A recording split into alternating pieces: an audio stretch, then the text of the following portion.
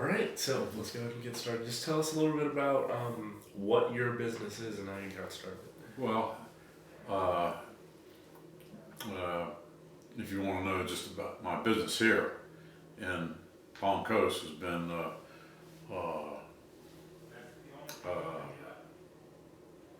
electric motor repair and and and control systems, which is my heavy. I'm heavy in that background.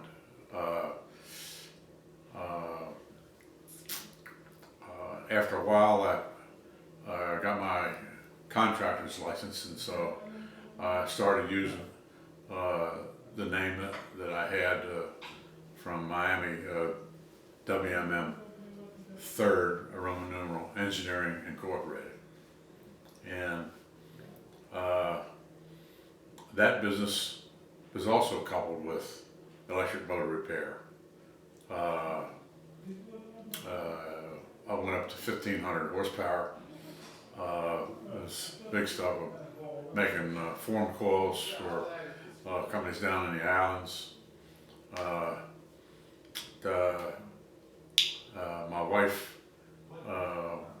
was chief financial officer for the largest painting contractor in Miami.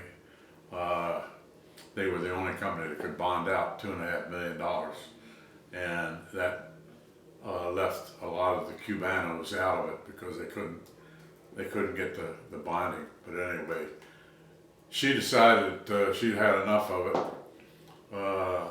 Miami, the Spanish element didn't bother me. Nothing like that ever bothers me. I treat people the way they treat me. If you treat me badly, you're going to get treated badly. It's that simple. Unfortunately, I didn't run into much of that because I have a pretty good personality, and I get along well with almost anybody. At any rate, so we were looking around, and we started coming up here in Palm Coast in 1994. Looking at property and so forth, finally found one, bought the piece of property, and about 10 months after we bought it, we made a deal with Bradloff, and they built our house. And when it was ready, we moved in on March 26, 1999, and started fiddling around with, like, what am I going to do?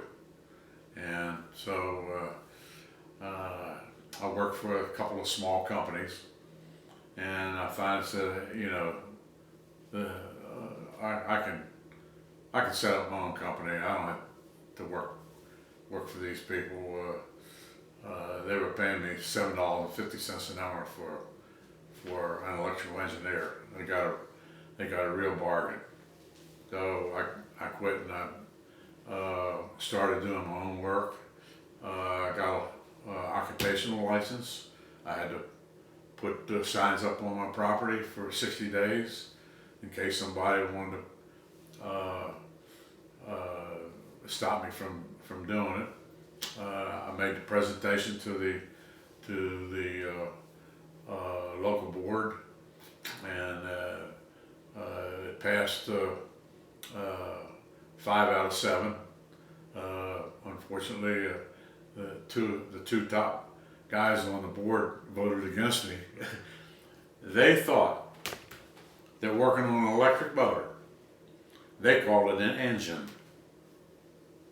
Well, I guess you could do that, but they thought that repairing them would make a lot of noise. They were thinking gasoline engine or whatever, diesel. If it was anything I could do to convince them otherwise, but it didn't make any difference. The other people, there was enough votes so I got my occupational license, and so I started working out of my garage, which I still do to this day.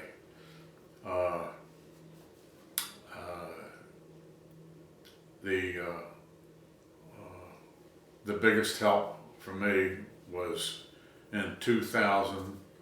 I joined the Palm Coast Business and Professional Network. It almost immediately brought income. There was nobody around that could do what I do, and there still isn't. I have trained a few people along the way, but it never bothers me to train somebody, because you know what? I find they're always going to come back. There's always going to be something they don't know, and I always tell them, I said, I've taught you everything you know. Unfortunately, I didn't teach you everything I know, which probably would be impossible. I've been at it 64 years. I was a young engineer out of Purdue, went to work for General Electric for 11 years, and that's where I got my engineering education. The school got me the sheepskin, but you find out that when you get into corporate business, things are a whole lot different. And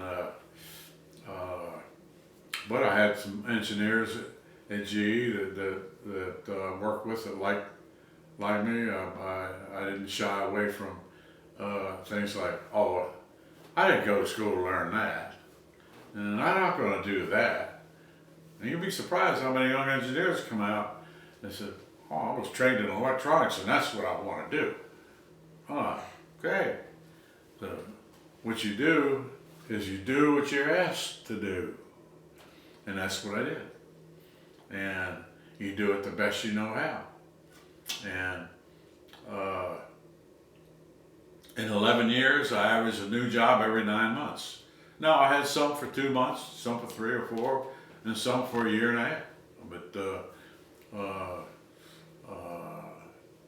I wasn't moving as fast as I'd like to. I lived in Roanoke, Virginia, GE company.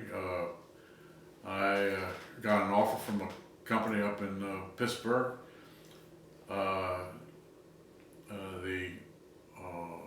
I was making $12,500 a year with GE, which wasn't bad. I also taught at the University of Virginia at night, and that was another $4,000 a year. So I was making about $16,500, and I saw this ad in the Roanoke paper. There's a company in Pittsburgh looking for.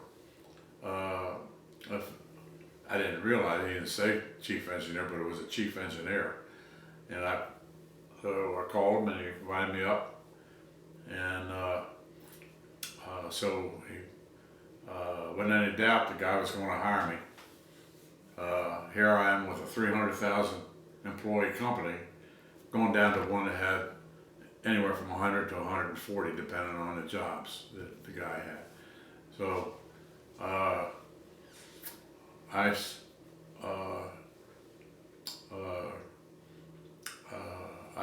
decided to take the job, and he said, well, how much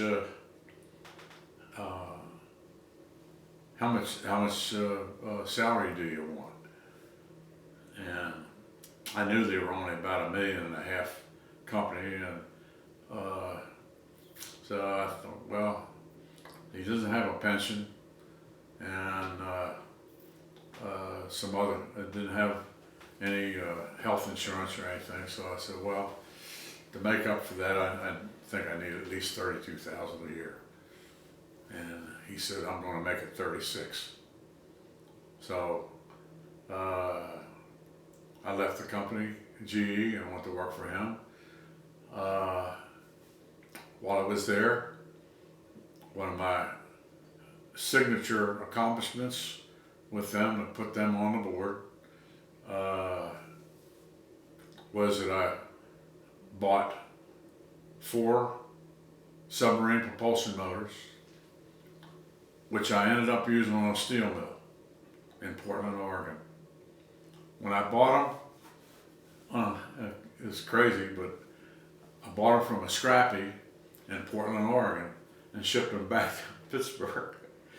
And when I got back, I thought he was gonna ream me a new one. He was not happy. What I did was, I explained to him my reasoning.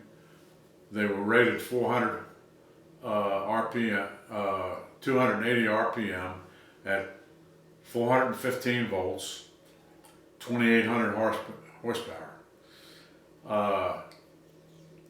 I re-rated them to 600 volts, which automatically gave me 400 RPM. And if you know anything about the horsepower torque equation, if you plug in the numbers, you'll see that 2,800 horsepower went to 4,000 horsepower. And the question was, can they take it? I said, I'm almost positive they'll take it. I mean, the Navy never knew what these things were capable of. You hit them with a direct hit and they keep on chugging. He still wasn't really all that happy about it, but about 3 weeks after that happened, they called me down in the office. They had a group of people, again, from Portland, Oregon, that had a rod mill. They wanted to automate it. They had the old tongs. You take grab a hold of the lead end, the hot steel coming out, put it over your head and put it in it, and it would start out with a rebar about that big around, and end up with it about the size of your finger or less.